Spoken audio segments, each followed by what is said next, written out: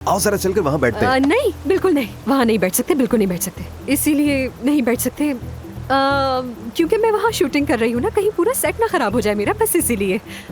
वैसे भी सूरज गरूब होने से पहले मुझे अपनी शूटिंग मुकम्मल करनी है। अली जान, आज के लिए तुम मुझे इजाजत दे दो प्लीज। जब तुम्हारे पास वक्त होगा मैं तुम्हारे हॉस्पिटल आ जाऊंगी और चाय भी पीऊंगी तुम्हारे साथ, ठीक है ना? और मैं तुम्हारे साथ अपने चैनल के लिए एक इंटरव्यू भी करना चाहूंगी। इस तरह मेरा काम भी हो जाएगा और हमारी मुलाकात भी हो जाएगी, है ना? अच्छा आइडिया है ना? हाँ, कैसे रहेगा? हाँ हाँ बिल्कुल, वो तो हो जाएगा। बस एक बात है जो मैं तुमसे मिलकर करना चाह रहा था। मुझसे? ऐसी क्या बात है, बताओ। बात अफसून की है, जब से मैं आया हूँ बहुत अजीब बर्ताव कर रही है।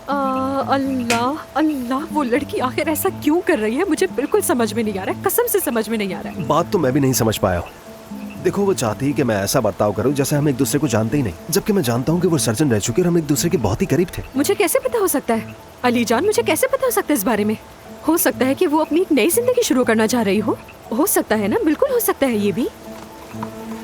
अरे अरे आई, इस सूरज की रोशनी से तो मेरी आंखों में दर्द हो रहा है। इस रोशनी में तो मैं बिल्कुल नहीं खड़ी रह सकती। चलो मैं तुम्हें चलकर एक झील दिखाती हूँ। हमारे पास एक बहुत खूबसूरत झील है, चलो मैं चलकर तुम्हें वो दिखाती हूँ। थोड़ा सा फार्म हाउस में घूमेंगे, घोड़ों से प्यार करेंगे। हाँ, कैसा रहेगा? एक काम करते हैं, तुम जाकर पहले झील देखो, मैं जब तक ये सब कुछ समेट कर तुम्हारे पास आती हूँ। हाँ, चाय पियेंगे या कॉफी पियेंगे? हाँ, कैसा रहेगा? मुराद भाई, अली भाई की मदद करें, मैं अभी आती हूँ बस।